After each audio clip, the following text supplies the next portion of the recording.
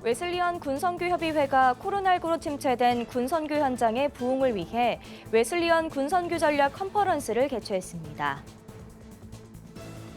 10월 세계 오순절 대회를 앞두고 여의도 순복음교회 이영훈 목사와 기독연구원 배덕만 교수가 세계 오순절 운동과 교회의 미래에 대한 대담을 나눴습니다. 영화 기적을 믿는 소녀 시사회가 서울 시내 대형 영화관에서 열렸습니다. 영화관을 가득 채운 관객들은 교회 상영을 적극 추천했습니다. 구티비가 국내 대표 기독 방송사로 성장할 수 있었던 동력에는 한국교회 성도들이 있었습니다. 직접 미디어 선교에 참여했던 모습들을 돌아봅니다. JMS 정명석 교주에게 여교도 성폭행 혐의로 구속영장이 청구됐습니다.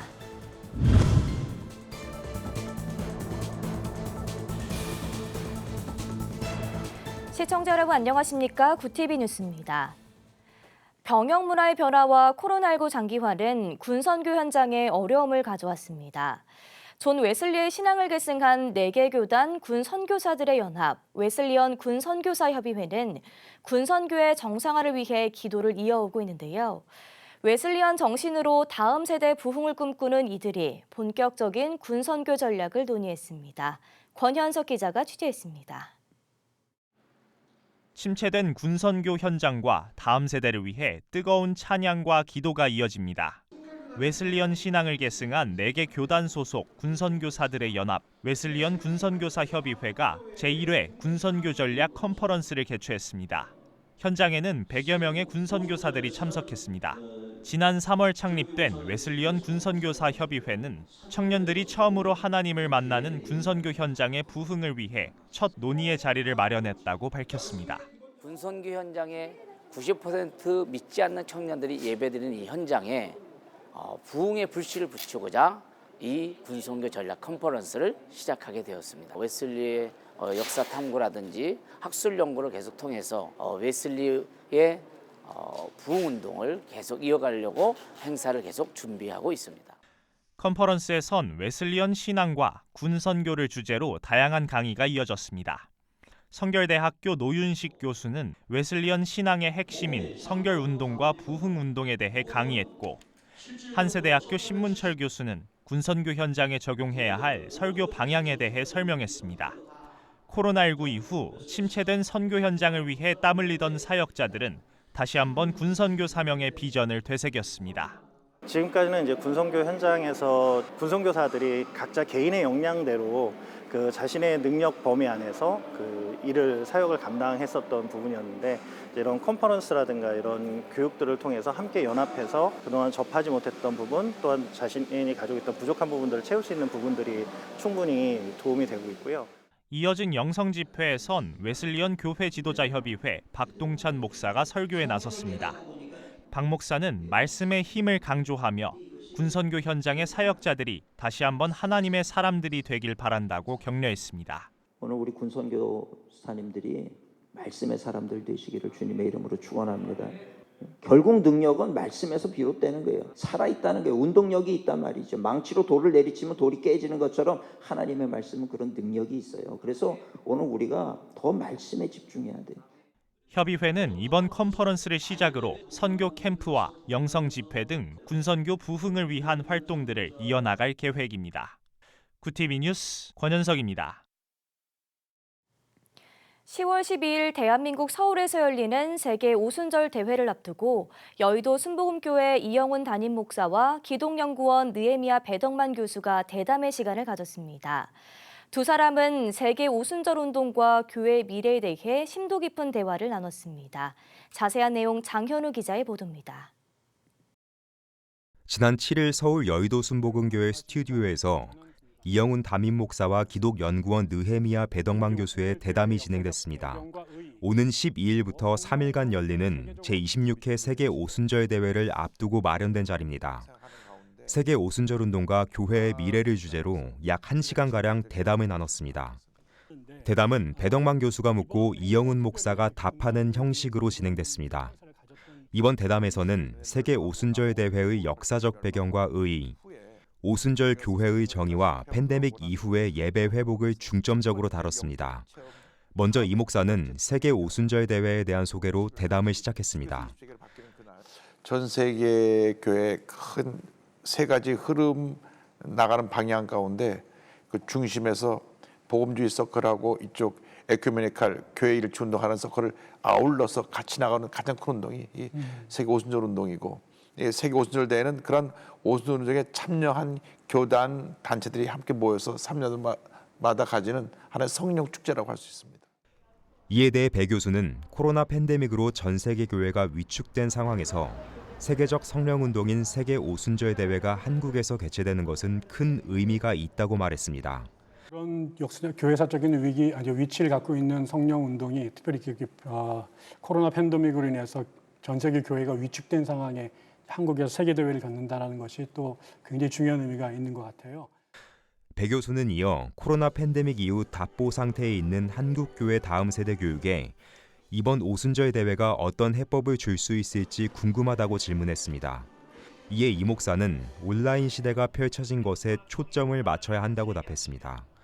세계 최대 교회는 핸드폰 교회가 될 것이라고 예언한 대만 아브라함 쿠 목사의 발언을 사례로 들어 교회가 다양한 정보통신 기술과 아이디어를 활용해 이른바 K복음을 전할 수 있길 바란다고 전했습니다. 이제는 예수를 믿지 않는 사람조차도 복음에 대해서 쉽게 접할 수 있는 온라인 시대가 펼쳐졌다고 하는 것입니다. 그래서 이제는 정말 우리 기독교에서 온라인의 모든 그 방법론 T에 관련된 부분들을 확대시켜서 믿지 않는 사람도 자연스럽게 기독교 복음을 접할 수 있는 그런 인프라를 만들어 놓는 역할을 이번 이 목사는 세계 오순절 대회를 통해 우리 오순절 운동이 사도행전적 교회와 마찬가지로 섬김의 본을 보이길 바란다고 말했습니다. 그러면서 있는 것을 가지고 나눔으로써 사회 전체를 사랑 안으로 품고 하나 되는 역사를 이루는 데 최선을 다하는 노력을 기울이길 간절히 소망한다고 덧붙였습니다. 세계 오순절 운동과 교회의 미래대담은 10월 2일 오후 6시 구TV 채널에서 시청할 수 있습니다. 구TV 뉴스 장현우였습니다. 영화 기적을 믿는 소녀의 개봉 전 시사회가 서울 여의도 영화관에서 열렸습니다. 영화관을 가득 채운 관객들은 예수님을 믿거나 믿지 않는 이들 모두에게 보여주고 싶은 영화라며 추천했습니다. 김혜인 기자가 현장을 다녀왔습니다. 영화관 벽면에 기적을 믿는 소녀 포스터가 붙여집니다. 지나가던 관객들이 포스터를 집어들며 관심을 보이고 언제부터 영화를 볼 수 있냐고 묻기도 합니다. 29일 서울 여의도 IFC몰래 영화관에서 기적을 믿는 소녀 시사회가 열렸습니다. 상영관을 가득 채운 180여 명의 관객들은 한국에서 기독교 영화를 쉽게 접하기 어려웠다며 궁금증과 기대감을 여실히 드러냈습니다. 너무 기대가 되는 자리인 게 이런 기독교 콘텐츠가 이런 그 CGV라는 세상 사람들이 세상 영화를 관객들이 보는 이런 극장에서 하나님의 영화를 보게 된다라는 그 자체가 저는 너무 좋습니다. 구TV 김명전 대표이사는 영화 시작 전 관객들에게 구TV가 영화를 독점 제공하게 된 이유를 설명했습니다. 구TV가 창사 25주년을 맞아서 교회를 돕고 성도들의 믿음을 회복하기 위한 그런 취지로 기적을 믿는 소녀를 교회에 상영할 수 있도록 계약을 체결하고 상영에 들어갔습니다. 영화 시사 이후에 많은 교회가 이 영화 상영을 통해서 믿음을 회복하고 교회를 떠난 성도들이 다시 교회로 돌아오는 그런 기적이 일어날 수 있기를 간절히 소망합니다. 영화가 시작되자 관객들 사이에선 웃음과 울음이 번갈아 터져 나왔습니다. 영화에 등장하는 소녀, 부모, 할아버지와 유사한 경험이 있는 관객들은 더욱 몰입해 연신 뺨을 타고 흐르는 눈물을 훔쳤습니다. 내가 혈액암을 하나님 고쳐주신 경험이 있어요. 그러다 보니까 이런 치유 같은 거에 대해서 더군다나 굉장히 강력한 믿음을 갖고 있는데 오늘 그 어린아이의 믿음을 통해서 조달수만한 믿음만 있으면 하는 굉장히 은혜를 받았고 기적을 믿지 않는 시대에 그 예수님을 믿는 믿음과 또 그 믿음 안에서의 기도의 능력이 어떠한지를 다시 일깨워주는 좋은 영화라 교회들에서 함께 성도님들이 보실 수 있다면 더 큰 응원과 격려가 될 거라고 생각이 듭니다. 머리로 이해하지 못하는 그런 이야기들을 또 우리가 정말 기적이라는 이런 이야기를 통해서 직접 느낄 수 있어서 너무나 좋았고요. 정말 하나님을 아직 믿지 못하시는 많은 분들도 이 영화를 보시면은 하나님의 놀라운 기적을 기대하게 되지 않을까?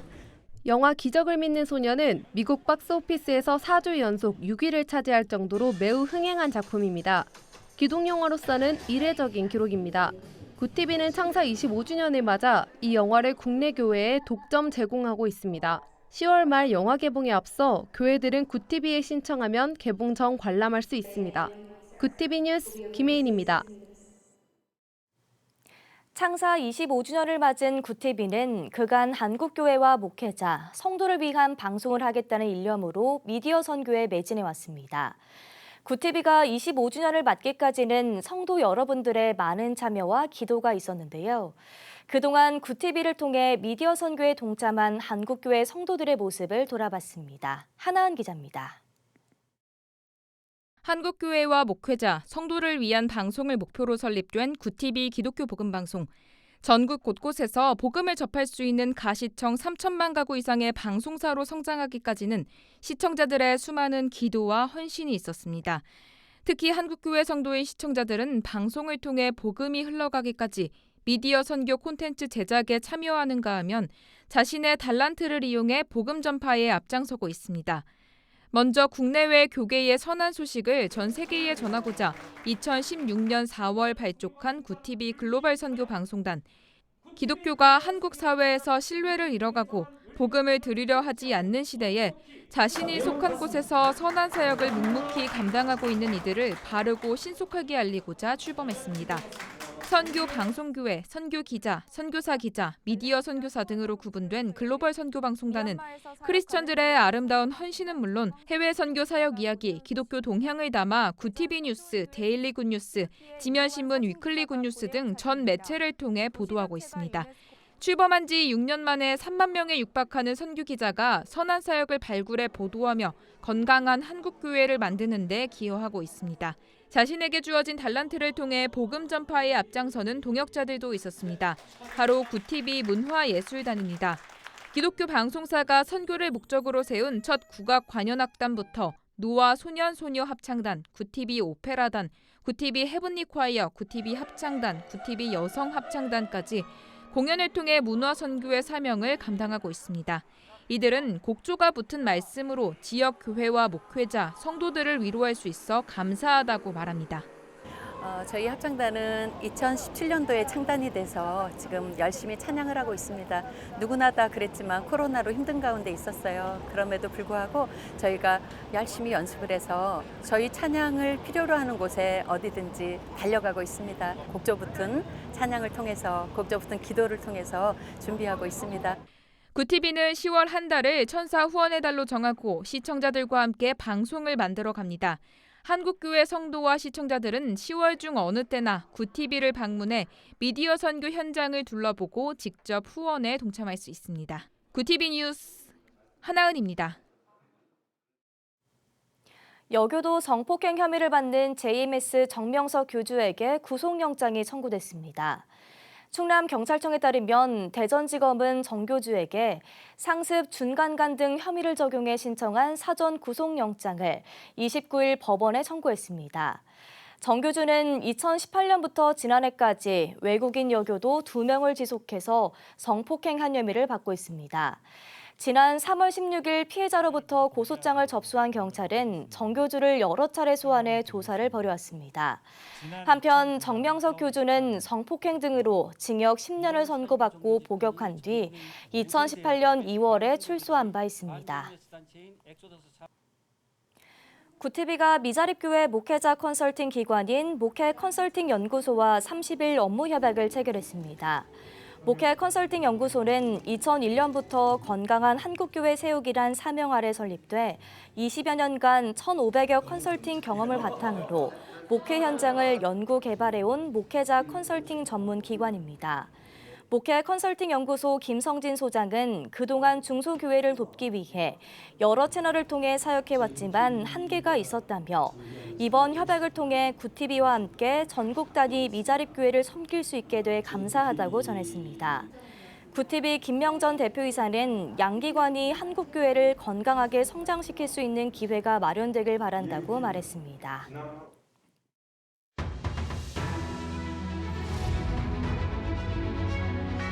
오늘의 이슈 포커스입니다.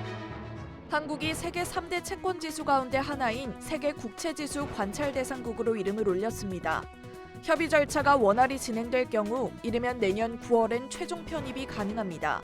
세계 국채지수를 관리하는 FTSE 러셀은 정책상 변화에 따른 시장 접근성 개선 가능성을 확인하고 관찰 대상국 목록을 조정하며 이후 6개월 이상 검토를 거쳐 매년 9월 연례 심사 시 편입 여부를 결정합니다. 우리나라 국채가 세계 국채지수에 편입되면 지수를 추종하는 외국계 자금이 국채 시장에 유입되고 국채의 신뢰도가 높아지는 효과가 있습니다. 추경호 부총리 겸 기획재정부 장관이 한국에서 경제 위기가 재현될 가능성은 매우 낮다는 게 외부의 시각이라고 30일 밝혔습니다. 아시아개발은행 연차총회 참석을 위해 필리핀을 방문한 추 부총리는 한국의 경우 엄청난 외환 보유고가 있고 경상수지도 큰 틀에서 괜찮다며 미국의 금리 인상으로 나타나는 부분이기 때문에 단기적으로 일부 자본의 움직임이 나타날 수 있으나 기본적으로 위기 상황의 재현 가능성은 없다고 본다고 설명했습니다. 1일부터 입국 1일차 PCR 검사 의무가 해제됩니다. 앞서 입국자 격리 의무 해제, 입국 전 검사 해제가 시행된 데 이어 이번 조치로 국내 입국 관련 코로나19 방역 조치는 모두 사라지게 됩니다. 이기일 중앙재난안전대책본부 제1총괄조정관은 해외 유입 확진율이 8월 1.3%에서 9월 0.9%로 더 낮아진 점을 고려해 이같이 결정했다고 전했습니다. 다만 치명률이 높은 변이가 발생하는 등 입국 관리 강화가 필요한 경우엔 재도입을 검토하겠다고 밝혔습니다. 급식이 이뤄지는 전국 노인 장애인 복지 시설의 약 80%는 영양사 없이 운영되고 있는 것으로 조사됐습니다. 만성질환 등으로 체계적인 영양 관리가 필요한 노인과 장애인이 오히려 관리 사각지대에 놓여 있다는 지적이 나옵니다. 식품의약품안전처가 발표한 2021년 노인 장애인 복지시설 급식 운영 현황에 따르면 전국 노인 장애인 복지시설 12,995곳 중 1,238곳은 영양사 없이 급식을 운영하고 있었습니다. 국회 보건복지위원회 소속 김미애 의원은 노인 장애인 등은 다른 계층보다 영양관리에 더 엄격해야 한다며 정부의 예산 확대 등 지원과 관심이 필요하다고 촉구했습니다. 구티비 뉴스 우한나입니다.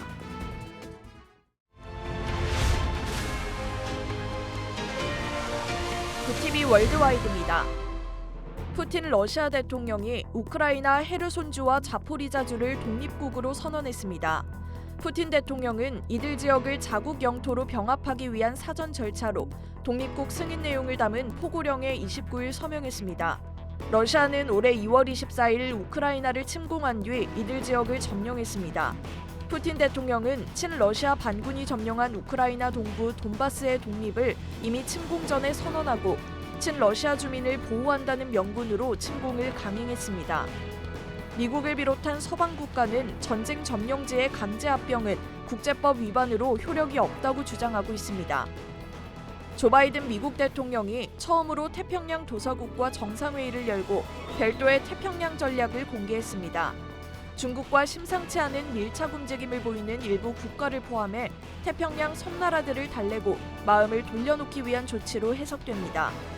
바이든 대통령은 29일 백악관에서 열린 정상회의에서 오늘날 태평양과 태평양 도서국의 안보는 매우 핵심적이라며 한층 효과적으로 동맹 간 공조를 조율하기 위해 오늘 역사적인 회의를 개최한다고 전했습니다. 역대 5번째 강도의 초강력 허리케인 이언이 29일 미국 플로리다주를 빠져나가면서 피해 상황이 구체적으로 확인되고 있습니다. 플로리다주를 관통한 이언으로 인해 기록적 폭우와 강풍으로 곳곳에선 상당한 피해가 발생했습니다. 12시간에서 24시간 동안 약 30cm의 비가 내린 것으로 관측되는 가운데 일부 지역은 천년에 한 번 발생할 것으로 추정되는 수준의 폭우가 쏟아졌습니다. CNN 방송은 태풍과 관련해 최소 15명이 사망한 것으로 집계됐다고 보도했습니다. 바이든 대통령은 연방정부 차원의 복구 지원 방침을 재차 강조했습니다. 이란 고등인권위원회가 전국적인 반정부 시위를 촉발한 마흐사 아미니 의문사 사건에 대한 철저한 수사를 약속했습니다. 위원회는 29일 발표한 보고서에서 해당 사건이 사법부에 배당됐으며 경찰 등 관련자들에 대한 조사가 진행 중이라고 발표했습니다. 그러면서 초기 의료진의 보고를 보면 아미니의 신체에서 외상은 발견되지 않았으며 정밀 부검을 통해 사인을 밝힐 것이라고 주장했습니다. 한편 아미니는 지난 13일 테헤란 도심에서 히잡을 제대로 착용하지 않았다는 이유로 지도 순찰대에 의해 체포됐고 조사를 받던 중 쓰러져 병원으로 옮겨졌으나 16일 숨졌습니다. 구TV 뉴스 우한나입니다.